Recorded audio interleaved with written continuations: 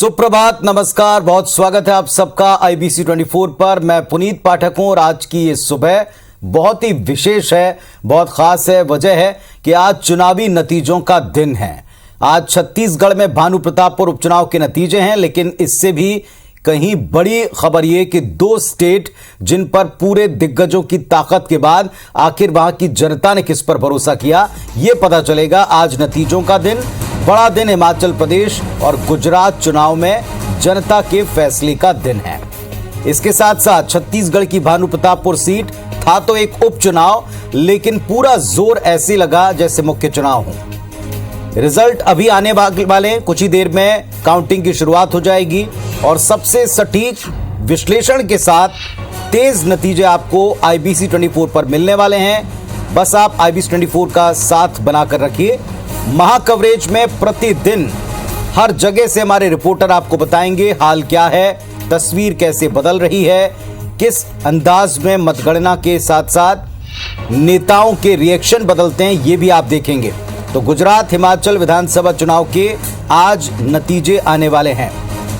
गुजरात में दमदारी से बीजेपी की वापसी होती है, जैसे हमने रुझानों में देखा था जब एग्जिट पोल्स सुनाए गए, या फिर वहां आम आदमी पार्टी कांग्रेस का दांव काम आया है और उससे उलट नतीजे दिखते हैं, ये देखा जाएगा। अगर हिमाचल के साथ साथ बाकी तमाम जगहों के ऊपर भी आप गौर डालें, दो जगहों पर नतीजों को लेकर भारी गहमा गहमी का माहौल अभी से हम देख पा रहे हैं। सुबह से हमारे रिपोर्टर साथी हमको बता रहे हैं कि मतगणना से पहले ही दावों का दौर और दावों के साथ साथ तैयारियों का क्रम दिखाई पड़ रहा है। तो गुजरात का अगला सरदार कौन, यह स्पष्ट होने वाला है। क्या फिर से भारतीय जनता पार्टी वहां सरकार बना रही है, विश्वास एक बार फिर बीजेपी पर जनता करती है, यह देखा जाएगा। तो वहीं हिमाचल में क्या छत्तीसगढ़ सरकार के मॉडल, भूपेश सरकार के मॉडल का असर पड़ा, यह देखा जाएगा। कांग्रेस पार्टी जितना वहां जोर लगा रही थी उसका क्या नतीजा निकला, यह स्पष्ट हो पाएगा। तो हिमाचल और गुजरात के साथ साथ उपचुनाव भी हुए हैं और उपचुनाव के नतीजे भी आने वाले हैं। इन सभी 5 सीटों पर नतीजे कैसे रहे और खास तौर पर छत्तीसगढ़ के भानु प्रतापपुर में टेलीविजन स्क्रीन पर भी आप जरा गौर कर लें। आज आपको इसी टीवी स्क्रीन से सारी जानकारियां IBC 24 पर सबसे पहले मिलने वाली हैं। सबसे पहले ऊपर भानु प्रतापपुर में कांग्रेस और बीजेपी के बीच में दो सीधी जंग हुई थी, इसकी तस्वीर स्पष्ट होती चलेगी, या फिर यहां जो आदिवासी वर्ग का अपने कैंडिडेट को खड़े करने का क्रम दिखा था उससे कोई असर पड़ेगा, यह देखा जाएगा। तो भानु प्रतापपुर के नतीजे आगे पीछे होते हुए वोट्स के मुताबिक आप देख पाएंगे सबसे ऊपर टेलीविजन स्क्रीन के ऊपर। साथ ही स्क्रीन के बाएं तरफ आप हिमाचल प्रदेश के रुझान और नतीजे देखेंगे। कुल वहां 68 सीटें हैं। गुजरात में कुल 182 सीटों पे जो भी रुझान और नतीजे होंगे वो आपको दाएं साइड स्क्रीन पर दिखाई पड़ेंगे। तो आज ब्रह्मांड नेता भारतीय जनता पार्टी के वो प्रत्याशी जो चुनाव के दौरान सबसे ज्यादा सुर्खियों में आ गए, तब जब उन पर जो आरोप था पुराना, इसको लेकर के रांची की पुलिस आई थी उनकी गिरफ्तारी के लिए या उन्हें सर्च करने के लिए। एक नाबालिग से दुष्कर्म के आरोप में वे आरोपी बनाए गए।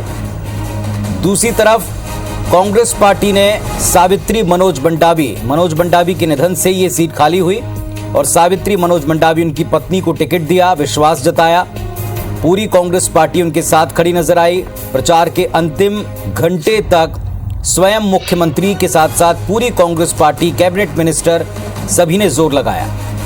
तो भानु प्रतापपुर उपचुनाव को लेकर भी आज छत्तीसगढ़ में उत्सुकता है, क्योंकि ये 23 के पहले जनता का मूड भांपने का एक अंतिम अवसर है। तो गुजरात हिमाचल में काउंटिंग शुरू हो गई है। इस वक्त की बड़ी अपडेट आपको दे दें, कुछ देर में रुझान मिलने हमको शुरू हो जाएंगे। इन रुझानों की तस्वीर हम आपको दिखाना शुरू कर देंगे।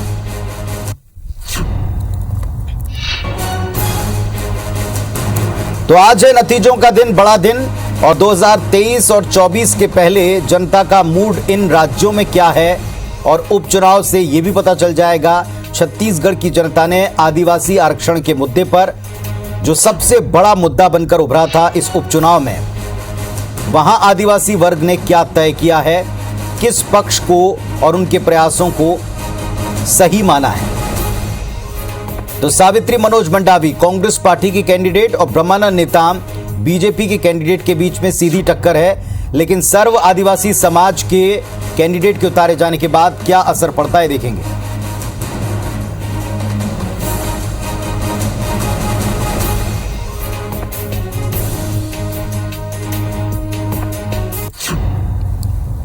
और इस वक्त क्या हाल है चुनाव की मतगणना की तैयारियां करने के बाद में अब जब पहले घंटे की शुरुआत हो गई मतगणना की, तो क्या स्थिति है बताने के लिए हमारे दो साथी मौजूद हैं। अपने दर्शकों को बता दें, अहमदाबाद से आज सीधा अपडेट दिन भर हमको हमारी टीम के साथ IBC 24 संवाददाता स्टार जैन देने वाले हैं, सुप्रभात स्टार, और साथ में सौरभ सिंह परिहार इस वक्त कांकेर में हैं, जो भानु प्रतापपुर उपचुनाव के नतीजों पर, रुझानों पर सीधे हमको अपडेट देंगे। सबसे पहले मैं स्टार के पास चलता हूं। स्टार, ये वो एक स्टेट है जिसके ऊपर सारे देश की नजर है। वजह है बीजेपी के गुजरात मॉडल की देश भर में चर्चा हुई। क्या एक बार फिर से बीजेपी पर भरोसा, या फिर आम आदमी पार्टी और कांग्रेस ने यहां वाकई कोई तगड़ी सेंध लगाई? क्या माहौल आप देख पा रहे हैं, क्या इंतजाम देख पा रहे हैं?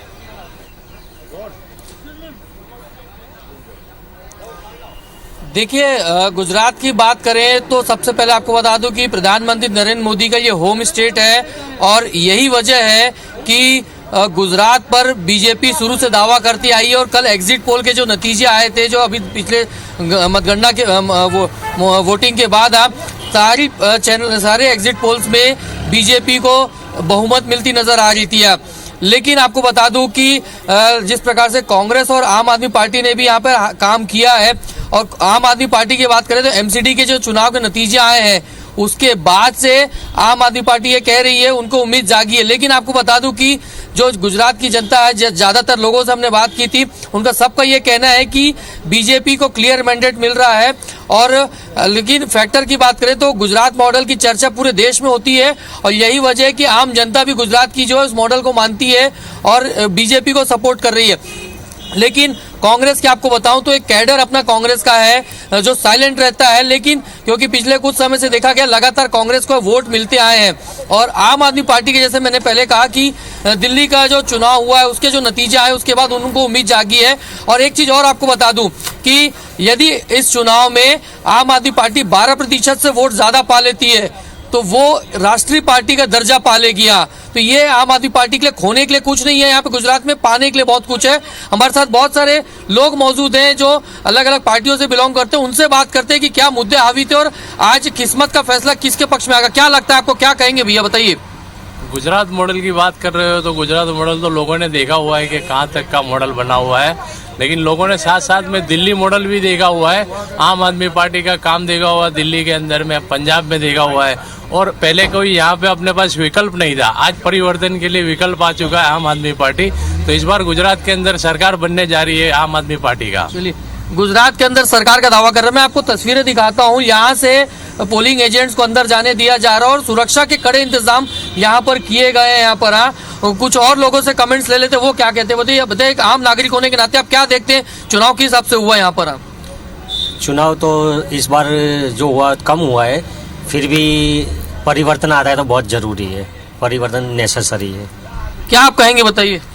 अभी गुजरात के अंदर महंगाई ज़्यादा है, इसलिए अभी परिवर्तन लाना जरूरी है, तो उसके हिसाब से आम आदमी पार्टी सरकार बना रही है। मेरा देखिए, आम आदमी पार्टी की बात की जा रही है, क्योंकि आपको बता दूं कि इसकी वजह यह है कि कल जो चुनाव के नतीजे MCD के आए थे उसका यहाँ पर ज्यादा दिख रहा है, लोगों में कॉन्फिडेंट है। लेकिन जैसा कि मैं पहले कह रहा था कि सरकार का जिस हिसाब से बीजेपी के लोग भी कह रहे हैं, और जो कॉन्फिडेंट बोलता है बॉडी साइन होती है, क्योंकि कल हम जब पार्टी ऑफिस गए थे बीजेपी के तो वहां पर देखा गया कि कल से ही जश्न की पूरी तैयारियां कर ली गई थी और ये क्लियर मैंडेट बीजेपी को मिलता दिख रहा है। तो कहीं ना कहीं बीजेपी के लिए एक बड़ा अवसर है कि रिटेन कर रही गुजरात को, जैसा उनके कार्यकर्ता कह रहे हैं, लोग कह रहे हैं, आम जनता भी कह रही है।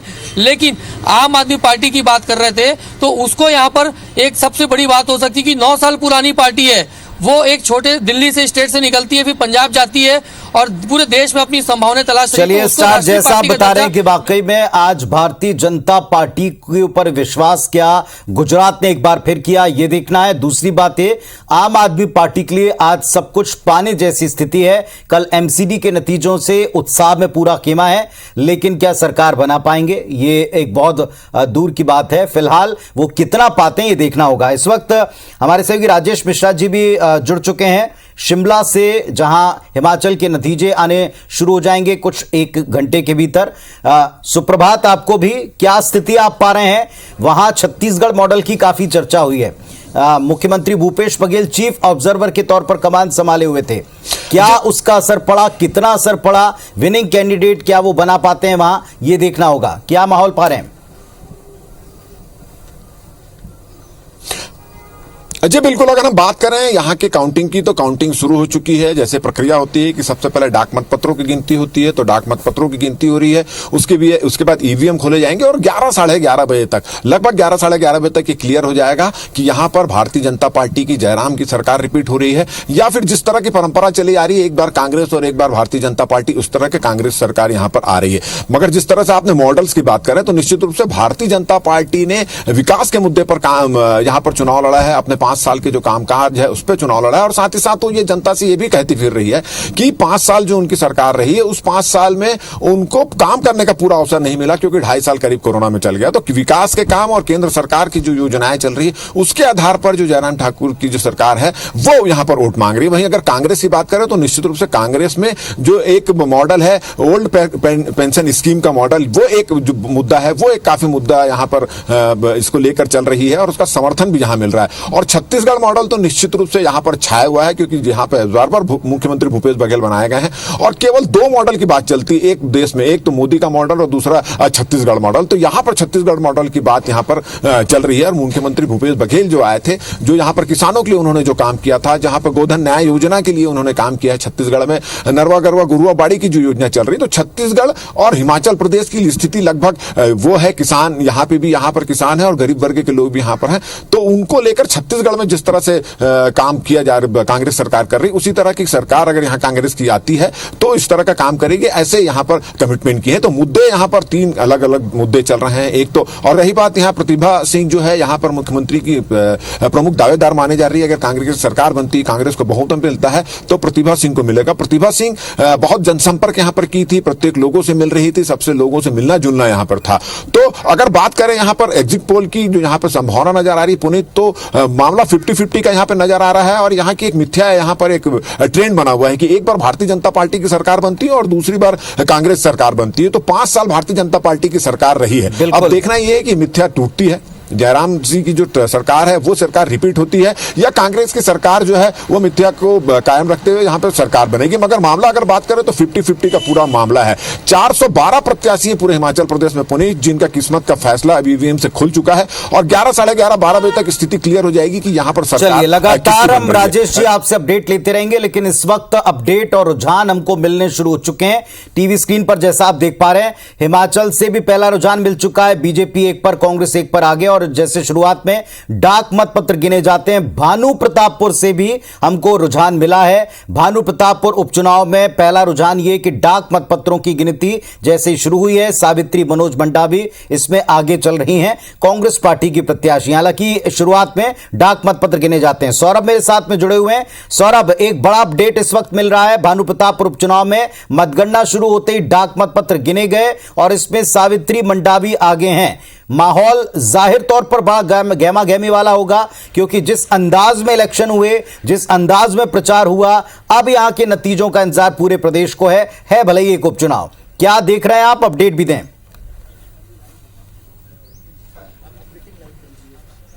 बिल्कुल सही कहा पुनीत आपने। और सबसे पहले IBC 24 ही जो है अपने दर्शकों को मतगणना के बारे में बता रहा है, कौन आगे है कौन पीछे है। और सबसे पहले हमने जैसे आपको बताया कि डाक मतपत्र की मतगणना जो है शुरू हो चुकी है। कुल 548 डाक मतपत्र जो है जारी हुए थे, उसमें जो है पुरुष को सबसे ज्यादा ये मतपत्र जारी हुए थे। और जो है हम कुछ इस पे और अंदर जाकर बातचीत करेंगे कि किस तरीके से यहाँ पर चुनावी माहौल है। लेकिन सबसे महत्वपूर्ण यहाँ पर यह देखने को मिल रहा है है कि इससे पहले कि कांग्रेस और भाजपा प्रत्याशी के ऊपर जो है सबसे पहले भाजपा ने आरोप लगाया था कि कांग्रेस की सरकार वादा खिलाफी कर रही है, उसी तरीके से बीजेपी ने ये आरोप लगाया था। फिर कांग्रेस ने जो है वहां के आरोपी पर जो प्रत्याशी उस पर आरोप लगाया। तो कुल मिलाकर यहां पर यह देखने को मिला कि एक दूसरे पर आरोप प्रत्यारोप का दौर शुरू हो चुका है। आप देखिए कि यही भानु प्रतापपुर देव शासकीय स्नातकोत्तर महाविद्यालय है जहां पर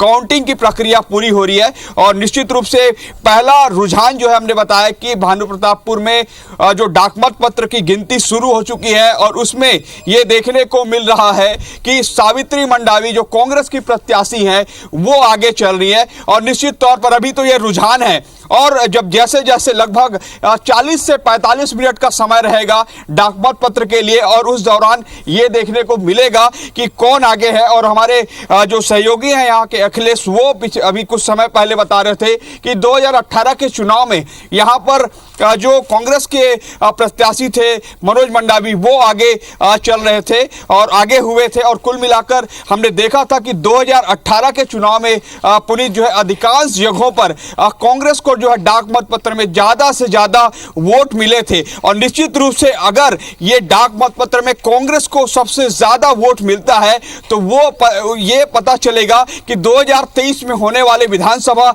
चुनाव के लिए क्या यहाँ के जो कर्मचारी हैं वो जो है ये मतलब ये मैसेज देंगे कि वो सरकार के साथ है कि नहीं है और निश्चित रूप से ये देखने को जरूर मिलेगा। और इससे पहले कि हमने जैसे बताया है कि कांग्रेस और भाजपा के प्रत्याशी यहाँ पर है और अकबर कुर्राम जो निर्दलीय है और उसको जो है सर्व आदिवासी समाज का जो है समर्थन मिला हुआ था, यहाँ पर आरक्षण का एक बड़ा मुद्दा था। उसके बाद फिर ब्रह्मानंद नेताम पर जो रेप के आरोप लगे थे वो भी एक बड़ा मुद्दा था।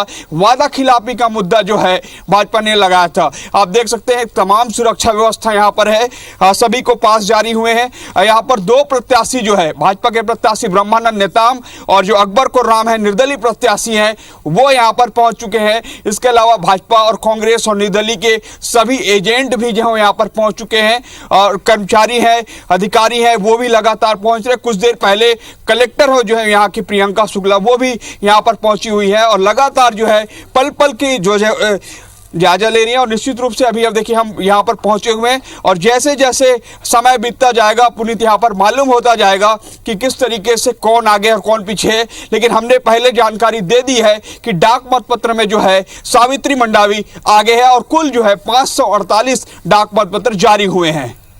तो IBC 24 पर सबसे पहला रुझान भानु प्रतापपुर उपचुनाव का जैसे ही डाक मत पत्र गिने जाने लगे, कुल 548 डाक मत पत्र हैं। ये डाक मत पत्र जिन शासकीय लोगों को दिए जाते हैं उनकी तरफ से क्या रुझान है, वो 23 के पहले किस सोच को रखते हैं, क्या सरकार के साथ में है या सरकार के खिलाफ उनके कोई मंतव्य दिखाई पड़ रहा है, ये डाक मत पत्रों से स्पष्ट हो रहा है। तो यहां कांग्रेस पार्टी के पक्ष में रुझान दिखा। पहला रुझान ये कि जब डाक मत पत्र गिने गए तो सावित्री मनोज मंडावी कांग्रेस पार्टी की कैंडिडेट इसमें आगे चल रही हैं।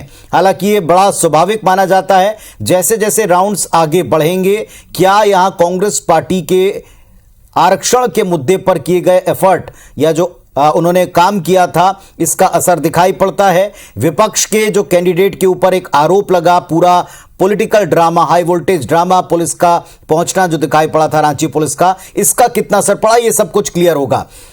इस वक्त गुजरात से भी आप जरा देखें, टैली में लगातार रुझान बढ़ते जा रहे हैं। 52-53 सीटों के रुझान हमको अब तक इस वक्त मिल चुके हैं और भारतीय जनता पार्टी 40 जगहों पर शुरुआती दौर से लीड करती दिखाई पड़ रही है। ये शुरुआती आधे घंटे के रुझान है। आप देखें 53 सीटों के रुझान 182 में से मिल चुके हैं। 40 के ऊपर भारतीय जनता पार्टी आगे बढ़त बना रही है, कांग्रेस 11 पर आगे चल रही है, आम आदमी पार्टी 2 पर।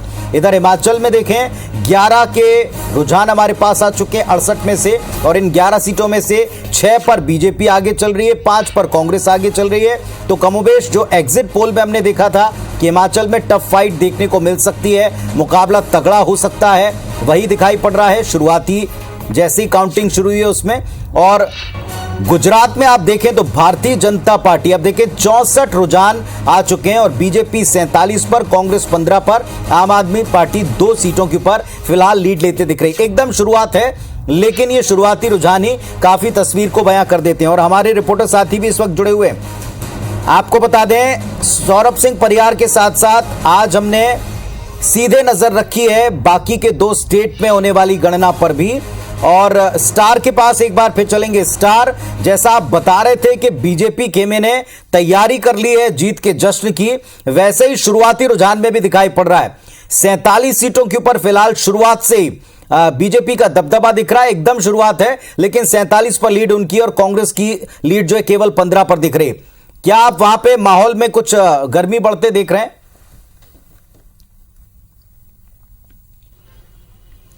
देखिए, सीधे सीधे आपको बता दूं कि जिस प्रकार से कहा जा रहा था कि गुजरात यानी बीजेपी, और वही शुरुआती रुझान में दिख रहा है। लगातार यहाँ पर देखेंगे, एक तो बीजेपी को ज्यादातर सीटें मिलती नजर आ रही है और कार्यकर्ताओं का लगातार आना लगातार यहाँ पे लगा हुआ। कुछ कार्यकर्ताओं से बात करते हैं, वो क्या कहेंगे। भाई साहब, क्या लगता है आपको, बताएंगे किस प्रकार का माहौल दिख रहा है, जिस प्रकार से रुझान आ रहा है शुरुआती 50 से ज्यादा सीटों में आप लोग आगे चल रहे हैं?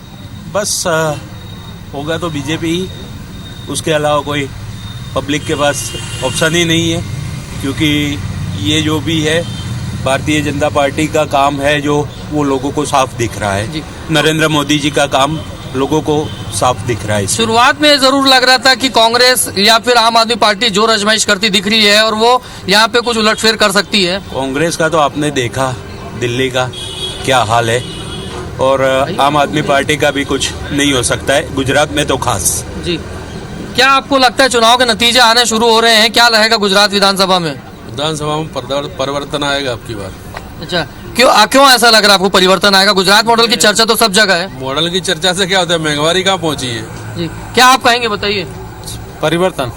परिवर्तन की बात कर रहे हैं, लेकिन आपको बता दूं कि शुरुआती रुझान में जिस प्रकार से हमारे सहयोगी बता रहे थे, बीजेपी को लीड मिल रही है। और यही वजह है कि क्योंकि 2 रीजन उसके बता दूं। एक तो पिछले लगातार गुजरात मॉडल की जो विकास हुआ है, वो चर्चा हुई है, वो देश भर में की जाती है, और प्रधानमंत्री नरेंद्र मोदी का भी होम स्टेट है। और तस्वीरों में भी आप देखेंगे कि लगातार सुरक्षा के कड़े इंतजाम किए गए और धीरे धीरे। स्टार, आपके पास हम वापस लौटेंगे अपडेट के लिए, लेकिन इस वक्त राजेश मिश्रा जी हमारे साथ में जुड़ गए हैं, उनका फिलहाल मैं रुख करूंगा।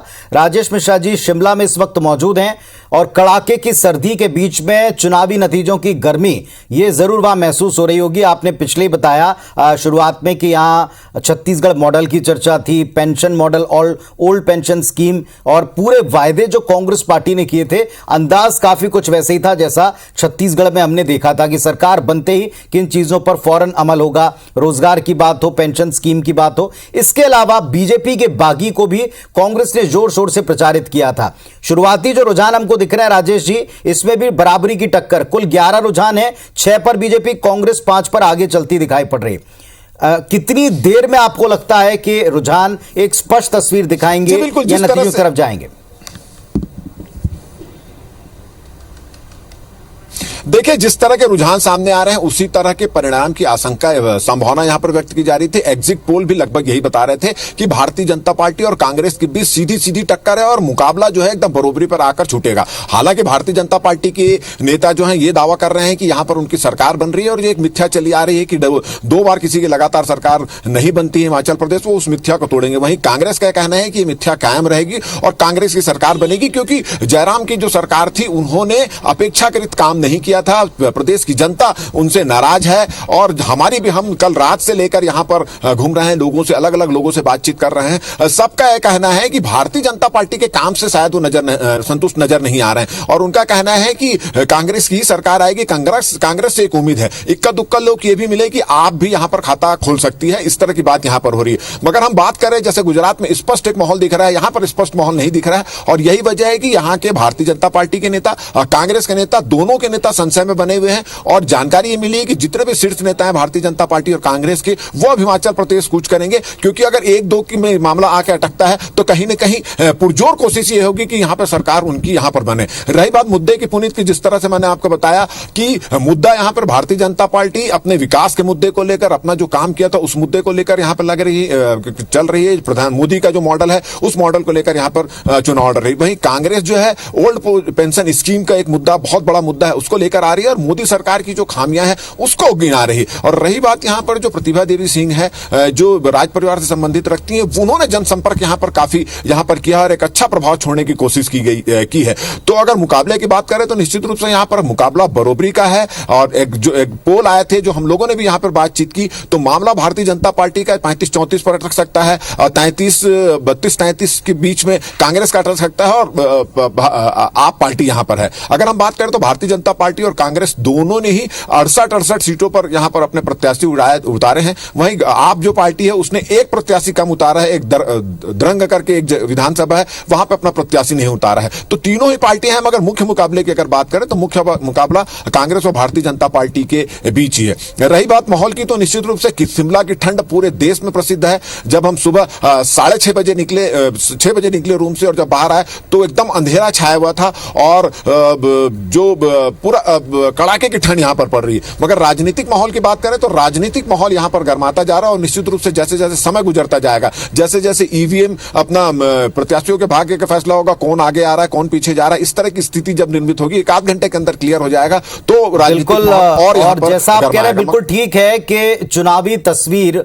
या नतीजों की तस्वीर कैसी बनेगी ये शुरुआती घंटे से ही हमको थोड़ा सा रिफ्लेक्ट होना शुरू हो गया। हालांकि कहते हैं कि शुरू में केवल डाक मत पत्र गिने जाते हैं, वहां शासकीय माहौल होता है और काफी हद तक शासकीय माहौल या शासकीय कर्मचारी सत्ता पक्ष का साथ देते नजर आते हैं। लेकिन अगर आप गुजरात में देखें तो यहां जो बहुमत का आंकड़ा 92 सीट के ऊपर ऑलरेडी बीजेपी टच कर चुकी है। 100 पर बीजेपी आगे चल रही है, अभी आधा घंटा भी नहीं हुआ है मतगणना की शुरुआत हुए, और कांग्रेस 21 के ऊपर। आम आदमी पार्टी जिसके कार्यकर्ता वहां जीत का दावा गुजरात में कर रहे हैं कि सरकार बनाएंगे, वो महज 1 सीट के ऊपर आगे चल रहे हैं। यह शुरुआती रुझान है। सौरभ के पास में चलते हैं भानु प्रतापपुर में आज जिस अंदाज में चुनाव हुए थे, नतीजों पर सबसे ज्यादा नजर रहने वाली है आदिवासी वर्ग की, क्योंकि यही एक सबसे बड़ा मुद्दा था, आदिवासियों का आरक्षण और उसको लेकर किए गए प्रयास। कौन उनके ज्यादा करीब पहुंच पाया है, कौन भरोसा जगा पाया, यह देखना होगा। सौरभ, और कोई अपडेट जो आपको वहां से मिल रहा हो?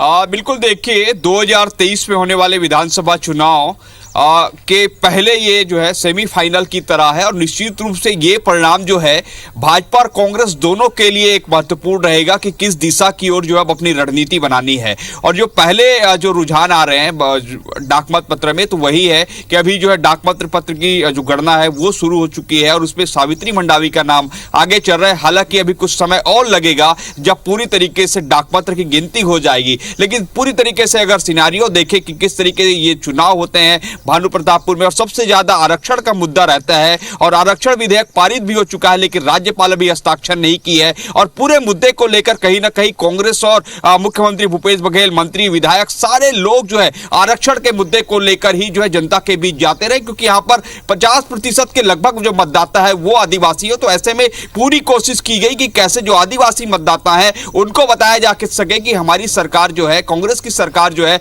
आदिवासियों के हित के लिए काम कर रही है, योजनाएं बना रही है।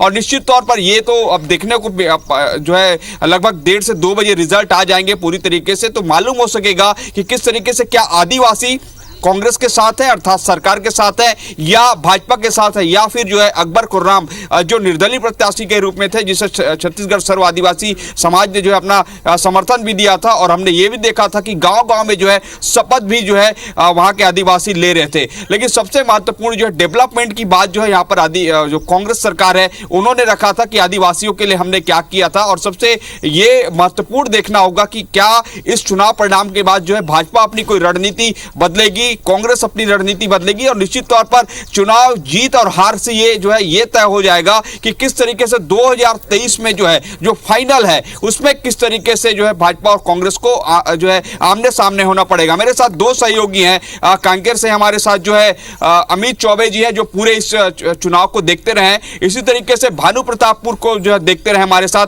अखिलेश हैं। दोनों से चर्चा करते हैं, दोनों ने काफी करीब से देखा है पुनीत यहाँ पर। मेरे साथ जो है अमित हैं, आप देखिए ये कांकेर के हमारे संवाददाता हैं, और वहीं भानु प्रतापपुर से जो है अखिलेश है। सबसे पहले अमित से पूछते हैं, अमित अभी आप अंदर से आ रहे हैं, क्या है माहौल? देखिए अभी डाक मतपत्र की गिनती शुरू हुई है, उसके बाद जो पहला रुझान सामने आया है उसमें सावित्री मंडा भी आगे हैं और उसके बाद अभी जो है ईवीएम 8:30 के बाद ईवीएम की गिनती शुरू होगी और उसके बाद जो है सही जो रुझान जो आना है सामने आना शुरू होंगे। जी आपने काफी करीब से जो है हमने कैंपेनिंग को देखा है, आपको बहुत सारे जगह गए, हम आप साथ गए, क्या माहौल क्या नजर आ रहा है? जो एग्जिट पोल कहें, जो लोग कह रहे हैं किसकी जीत हो रही है? देखिए अभी कुछ भी कह पाना संभव नहीं है क्योंकि जिस प्रकार से सर्वाधिक समाज सामने आया, पहले उन्होंने हर गांव से एक प्रत्याशी उतारने की बात की, बाद में फिर उन्होंने सर्वसम्मति से एक प्रत्याशी अकबर राम कुर्राम को चुना, उसके बाद आरक्षण का मुद्दा भाजपा लेकर सामने आई, कांग्रेस अपने विकास कार्यों को लेकर बात कर रही थी, फिर आरोप प्रत्यारोप का दौर चला, उस बीच